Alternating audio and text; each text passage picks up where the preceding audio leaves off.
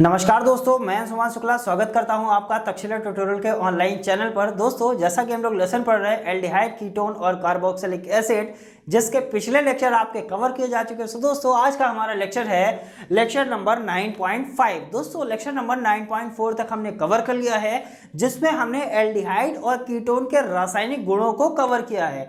और दोस्तों, रासायनिक गुण जितने हमने पढ़े हैं, क्या उतने ही रासायनिक गुण हैं कि और भी रासायनिक गुण हैं एल्डिहाइड और कीटोन में? सो दोस्तों, आंसर क्या है? नहीं, सिर्फ जितने रासायनिक गुण आपने पढ़े हैं वही रासायनिक गुण नहीं है, बल्कि अभी इसके और भी रासायनिक गुण हैं, यानी और भी रासायनिक अभिक्रियाएं हैं। अगर रासायनिक अभिक्रियाएं हैं तो वो कौन सी रासायनिक अभिक्रियाएं हैं जो हमारे बोर्ड एग्जाम्स के लिए इंपॉर्टेंट है? सो दोस्तों, उन्हीं रासायनिक अभिक्रियाओं का हम डिस्कशन करेंगे और अपने लेक्चर को भी स्टार्ट करेंगे। जैसा कि दोस्तों, आप हमारे पीछे यहाँ पर रासायनिक अभिक्रियाओं को लगभग 3 रासायनिक अभिक्रियाएं हमने यहाँ पर मेंशन की हुई हैं। तीनों रासायनिक अभिक्रियाएं इंपॉर्टेंट हैं। आइए दोस्तों, जानने की कोशिश करते हैं कि जो एल्डिहाइड और कीटोन होता है, इनके जो रासायनिक गुण होते हैं। रासायनिक गुण हमने क्या बताया था सर? कार्बोनिल समूह इसमें क्या होता है? उपस्थित होता है। कार्बोनिल समूह उपस्थित होने के कारण ये 3 प्रकार के रासायनिक गुणों को प्रदर्शित करते हैं। उन तीनों प्रकार के रासायनिक गुणों को हमने देख लिया और हम ये जानने की कोशिश करते हैं क्या और रिएक्शंस ऐसी हैं जो इनके रासायनिक गुणों में भी वर्क करती हैं और इंपॉर्टेंट भी हैं। सो दोस्तों, उन रिएक्शंस की तरफ भी बढ़ेंगे और इन रिएक्शन को भी समझने की कोशिश करेंगे। सो दोस्तों, स्टार्ट करते हैं लेक्चर को और जानने की कोशिश करते हैं इन रिएक्शंस में हमारे लिए क्या खास है। दोस्तों, यहां पर पहली रिएक्शन यानी रिएक्शन नंबर 7 है, इस लेक्चर की पहली रिएक्शन है। बाकी अगर सारे लेक्चर का सम अप कर लिया जाए तो उन रिएक्शंस को अगर हम ध्यान से देखेंगे तो ये 7th नंबर की हमारी रिएक्शन है। यानी रिएक्शन नंबर 6 तक, एल्डोल संघनन तक हमने क्या किया था? लेक्चर नंबर 9.4 में आपका कंप्लीट किया था। लेक्चर नंबर 9.5 है जिसमें हम रिएक्शन नंबर 7 की बात करेंगे। और रिएक्शन नंबर 7 क्या है? टिसेंको अभिक्रिया। कौन सी रिएक्शन है? टिसेंको अभिक्रिया। नेम्ड रिएक्शन है, इंपॉर्टेंट है। ये रिएक्शन आपके लिए बीएससी में भी इंपॉर्टेंट होगी। आइए दोस्तों, जानने की कोशिश करते हैं। लिखा है सर, टिसेंको रिएक्शन सिंगल लाइन की रिएक्शन है, बहुत ही जल्दी कंप्लीट हो जाने वाली है। जरा ध्यान से देखिए, रिएक्शन हम किसके साथ करा रहे हैं? एल्डिहाइड के साथ करा रहे हैं। अगर एल्डिहाइड के साथ रिएक्शन कराएंगे तो आखिरकार हमको मिलेगा क्या? तो दोस्तों, टिसेंको रिएक्शन कहती है जब हम एल्डिहाइड की रिएक्शन कराते हैं एल्यूमिनियम एथॉक्साइड की उपस्थिति में। ध्यान से सुनिएगा, एल्डिहाइड की रिएक्शन जब होती है एल्यूमिनियम एथॉक्साइड की उपस्थिति में, जब ये अभिक्रिया करता है तो आपको क्या देता है? एस्टर देता है। क्या देता है? एस्टर देता है। ध्यान रखिएगा, क्या मिलता है? एस्टर मिलता है। कब मिलता है? जब टिसेंको रिएक्शन होती है। टिसेंको रिएक्शन कहती है जब एल्डिहाइड एल्यूमिनियम एथॉक्साइड की उपस्थिति में रिएक्शन करता है तो हमें क्या मिलता है? एस्टर मिलता है। वही जो मैंने बोला, सिंपल सी बात है। CHO है, CHO मतलब एल्डिहाइड, यही तो बोला गया। CHO मतलब एल्डिहाइड। कितने ले लिए हमने? RCHO, 2 RCHO ले लिए। इसका मतलब R कितने हो गए? 2 हो गए कि नहीं हो गए? अब दोस्तों बात करते हैं सर, RCHO यानी एल्डिहाइड लिया और इसे बोलते हैं एल्यूमिनियम एथॉक्साइड। क्या बोलेंगे? एल्यूमिनियम एथॉक्साइड बोलेंगे। ये एल्यूमिनियम एथॉक्साइड की उपस्थिति में जब रिएक्शन करेगा तो आपको क्या देगा? एस्टर। और एस्टर का फॉर्मूला आपने पढ़ा होगा, RCOOR। इसे ही क्या बोलते हैं? एस्टर बोलते हैं कि नहीं बोलते हैं? यही क्या है आपका? एस्टर का फॉर्मूला। अब R में कोई भी एल्किल ग्रुप आ सकता है, तो उसमें हमने क्या कर लिया सर? CH2 लगा दिया। क्यों लगा दिया? क्योंकि यहां को देखते हुए C कितने हैं? 2 है कि नहीं है? 2 C हैं। हाइड्रोजन कितना है सर? हाइड्रोजन भी आपके पास कितना है? 2 है। जरा ध्यान से देखिए, 2 C है, 2 हाइड्रोजन है। ऑक्सीजन कितना है आपके पास? 2 ऑक्सीजन है। R कितने हैं? R भी 2 है और यहां पर भी R कितने हैं? 2 हैं। और दोस्तों, RCOOR को क्या बोलते हैं? एस्टर बोलते हैं। अब यहां पर हमने क्या लिख लिया? R लिख लिया। इस R को हमने कुछ इस तरीके से रिप्रेजेंट कर दिया। क्यों? क्योंकि यहां पर CHO लिखा हुआ था। चूंकि हम एल्डिहाइड के साथ रिएक्शन करा रहे थे तो टिसेंको अभिक्रिया के द्वारा एस्टर कैसे बनाया जाएगा और किसकी उपस्थिति में बनाया जाएगा, यह आपको अच्छे से क्लियर हो गया होगा। बढ़ते हैं अगली रिएक्शन की तरफ। अब दोस्तों देखते हैं अगली रिएक्शन। रिएक्शन क्या है? कैनिजारो अभिक्रिया। पहले हमने क्या पढ़ा? टिसेंको रिएक्शन, उसमें क्या बनाया? एस्टर को बनाया। अब हम बात करने वाले हैं कैनिजारो रिएक्शन की बात करेंगे। सो कैनिजारो रिएक्शन में भी हमने क्या लिया? CHO लिया। अब CHO मतलब एल्डिहाइड लिया। यहां पर क्या लिया सर? CHO का मतलब एल्डिहाइड लिया। किसके साथ रिएक्शन करा रहे हैं? NaOH यानी सोडियम हाइड्रोक्साइड या कास्टिक सोडा के साथ रिएक्शन कराएंगे। जब ये इसके साथ रिएक्शन करेगा तो इसका नाम क्या होता है? जरा आप लोग बताइए सर। OH को क्या बोलते हैं? हाइड्रोक्साइड ग्रुप बोलते हैं कि नहीं, और किसके साथ लगा हुआ है, मेथिल के साथ लगा हुआ है, तो इसको क्या बोलेंगे, मेथिल हाइड्रोक्साइड बोलेंगे। या हम क्या बोल सकते हैं सर, इसको मेथेनॉल भी बोलते हैं। ऑल होता है कि नहीं होता है, इसका अनुलग्न OH का अनुलग्न क्या होता है, ऑल होता है, तो इसे क्या बोलेंगे, मेथेनॉल मिलता है। और इसका फॉर्मूला लिखा हुआ है HCOONA, और इसको क्या बोलते हैं सर, सोडियम फॉर्मेट बोलते हैं। लास्ट लेक्चर में जो हमने लेक्चर नंबर 9.4 कवर किया है, वहां पर आपको हमने बताया था, जब हम क्लोरल बना रहे थे, क्लोरल बनाने के साथ वहां पर हमने क्या बताया था, जब एल्डिहाइड किससे रिएक्शन कराएंगे तो आपको क्या मिलता था, HCOONA। और अगर हम रिएक्शन करा देते थे किसके साथ, CH3COCH3 के साथ रिएक्शन कराते थे, तो हमको क्या मिलता था, CH3COONA मिलता था। इसको क्या बोलते थे, सोडियम एसीटेट बोलते थे।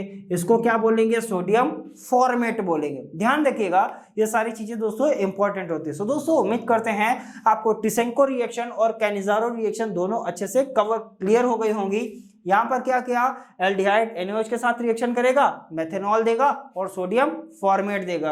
अब दोस्तों इसको हटाते हैं। दोस्तों बात करते हैं, अगला लिखा हुआ है पिनेकॉल में अपचयन। किसमें अपचयन कराना है हमको, पिनेकॉल में अपचयन कराना है। किसका अपचयन हम कराएंगे पिनेकॉल में, तो दोस्तों ध्यान क्या दीजिएगा, यहां लिखा है CH3COCH3, इसका मतलब ये R है, ये R है और CO है, इसका मतलब ये क्या है, एल्डिहाइड है कि कीटोन है, तो आंसर क्या होगा सर, ये आपका क्या हो गया, कीटोन हो गया। और किसमें अपचयन करा रहे हैं हम, पिनेकॉल में, इसका मतलब जो कीटोन है वो पिनेकॉल में अपचयित हो जाता है। और नोट क्या लिखा है सर, एल्डिहाइड यह अभिक्रिया नहीं देता है, इसका मतलब जो एल्डिहाइड होता है उसका अपचयन पिनेकॉल में नहीं होता है, बल्कि आपका जो कीटोन होता है इसका अपचयन पिनेकॉल में हो जाता है। तो दोस्तों ध्यान रखिएगा, पिनेकॉल की रिएक्शन कौन देता है, तो ध्यान क्या रखना है सर, जो कीटोन होते हैं वो पिनेकॉल की रिएक्शन देते हैं, बल्कि एल्डिहाइड जो होते हैं वो पिनेकॉल की रिएक्शन नहीं देते या पिनेकॉल की अभिक्रिया को नहीं देते हैं। सो दोस्तों यहां पर हमने क्या लिया, एसीटोन लिया, और एसीटोन हमने फॉर्मूला आपको बताया था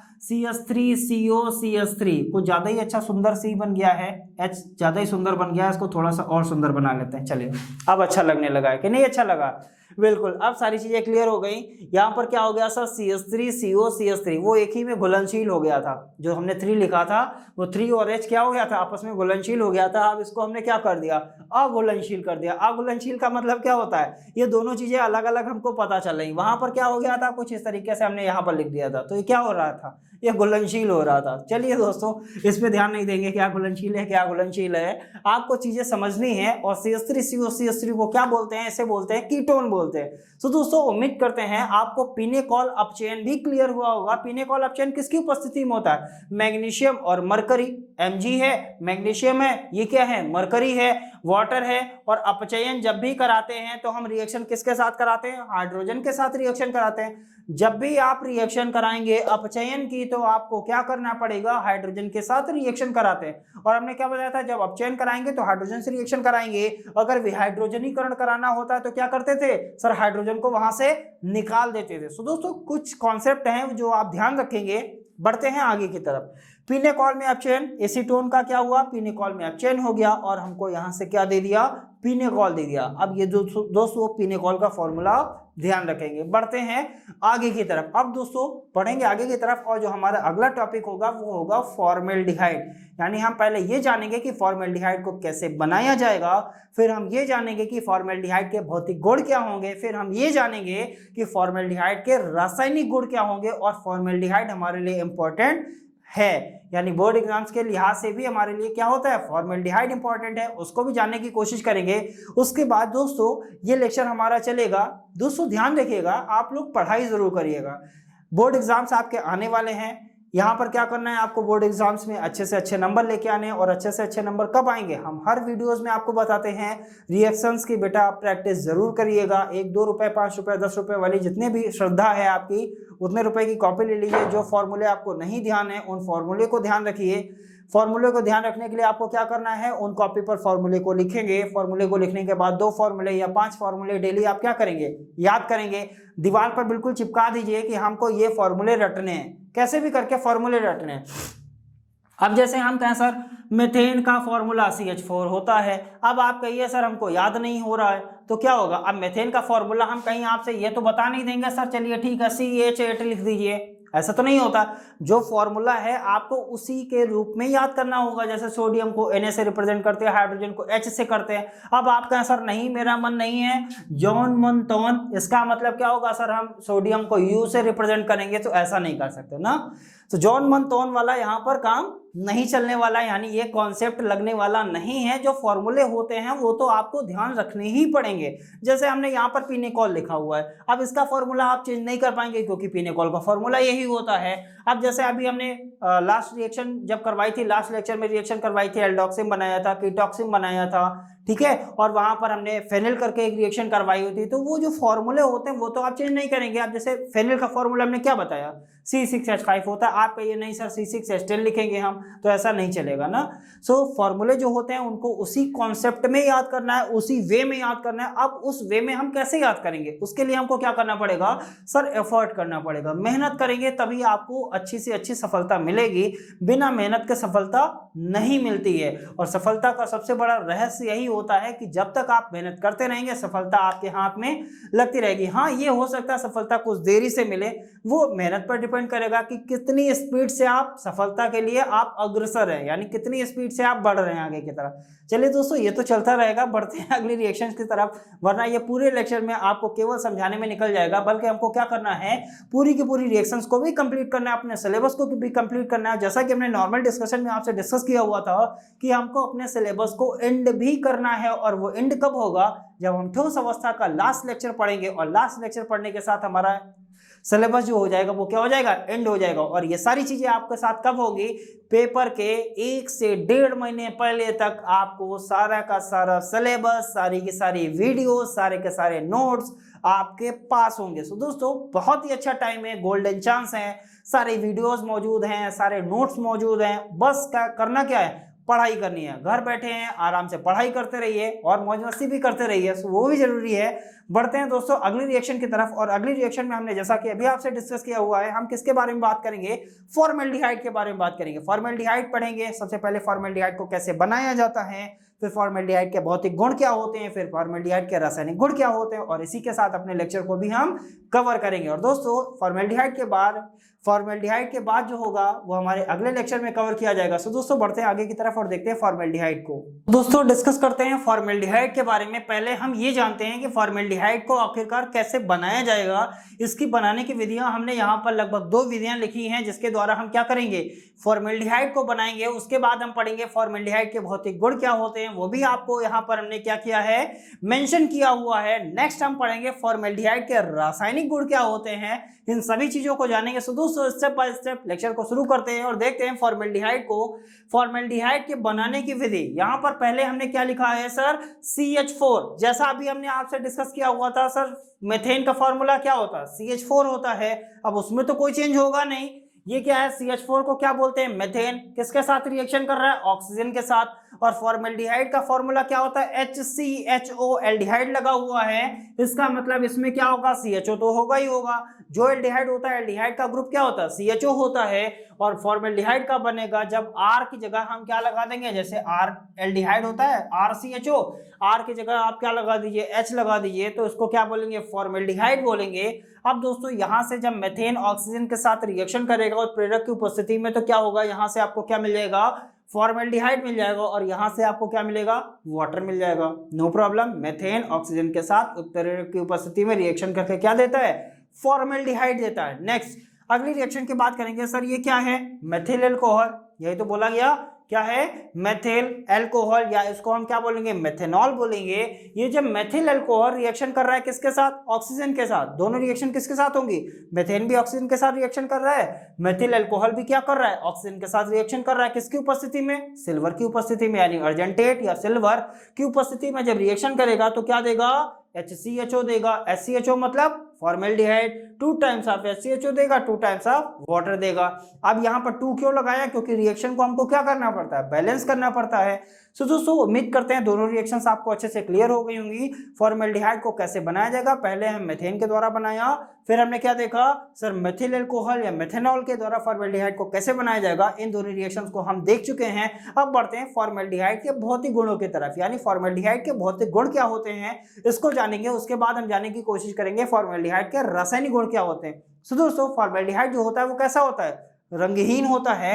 सबसे पहला रासायनिक गुण यही लिखा गया है। फॉर्मेल्डिहाइड क्या होते हैं, रंगहीन होते हैं। हीन का मतलब उसमें कोई भी रंग नहीं पाया जाता है। नेक्स्ट क्या लिखा है, तीखी गंध, यानी फॉर्मेल्डिहाइड जो होती है उसमें तीखी गंध होती है, गंधहीन नहीं होता है। नेक्स्ट फॉर्मेल्डिहाइड क्या है, जल में विलेय है। अगर जल में विलेय है तो जो अगला आपका भौतिक गुण है वो आपके लिए क्या हो गया, इंपॉर्टेंट। क्यों हो गया, क्योंकि फॉर्मेल्डिहाइड जो होते हैं वो जल में विलेय होते हैं। अगर जल में विलेय है तो होगा क्या, लिखा है फॉर्मेल्डिहाइड का 40% कैसा विलयन, जलीय विलयन। जलीय विलयन क्यों बना, क्योंकि फॉर्मेल्डिहाइड क्या होता है, जल में विलेय होता है। तो फॉर्मेल्डिहाइड का 40% जलीय विलयन क्या कहलाता है, नाम क्या है, फॉर्मेलिन। आ जाता है कई बार बहुविकल्पी में क्वेश्चन बना हुआ है, फॉर्मेल्डिहाइड का 40% जलीय विलयन क्या कहलाता है। आंसर क्या होगा सर, फॉर्मेल्डिहाइड का 40% जलीय विलयन क्या कहलाएगा, फॉर्मेलिन कहलाता है।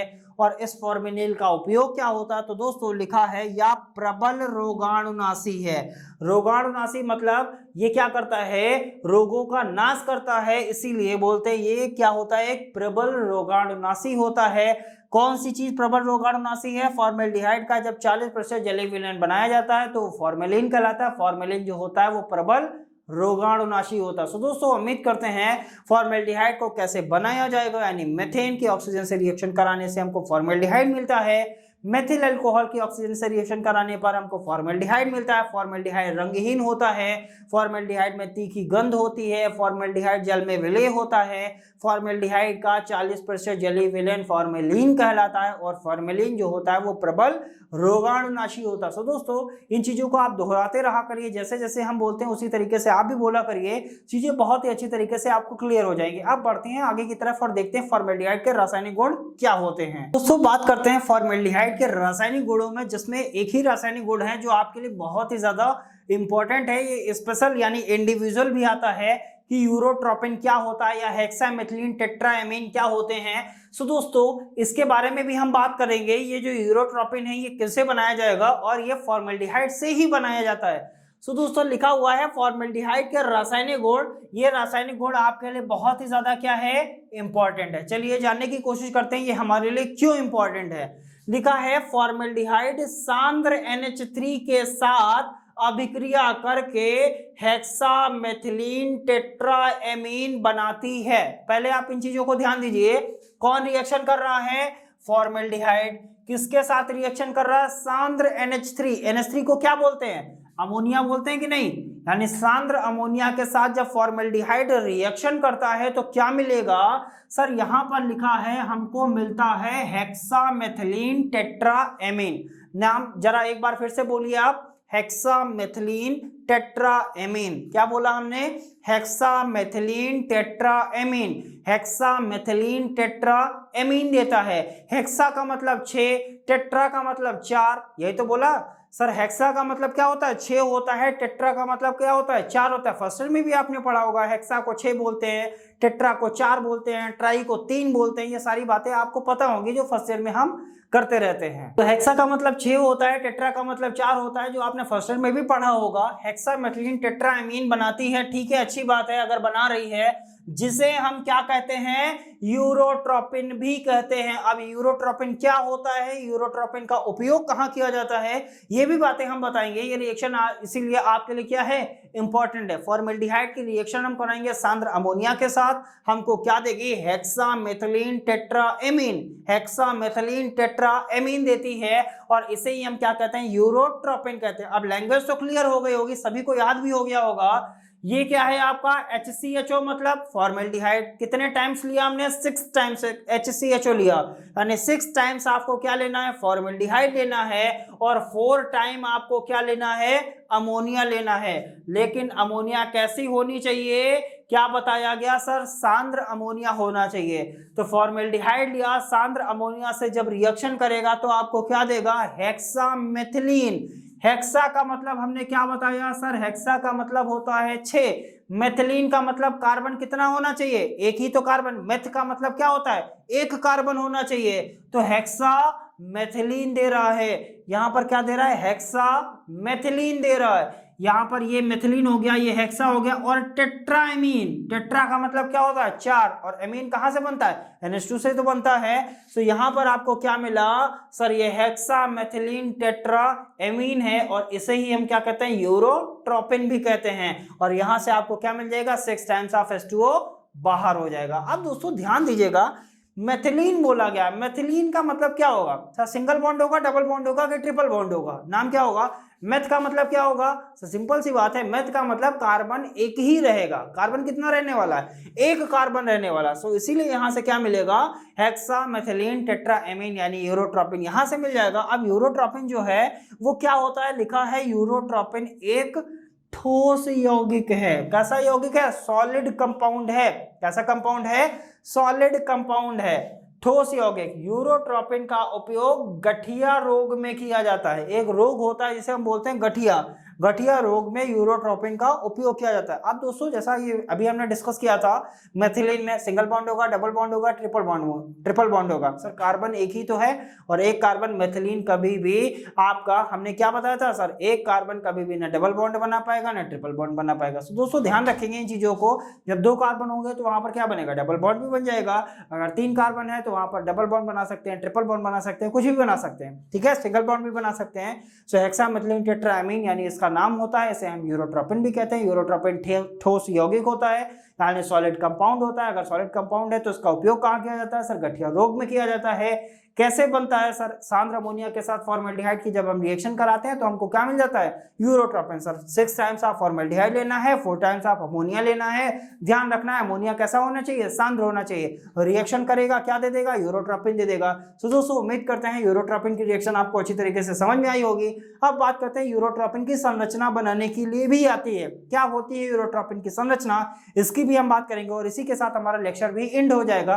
तो दोस्तों इसको हटाते हैं, बढ़ते हैं यूरोट्रोपिन की संरचना की तरफ। तो दोस्तों बात करते हैं यूरोट्रोपिन, जिसकी संरचना हमने यहाँ पर बना ली हुई है।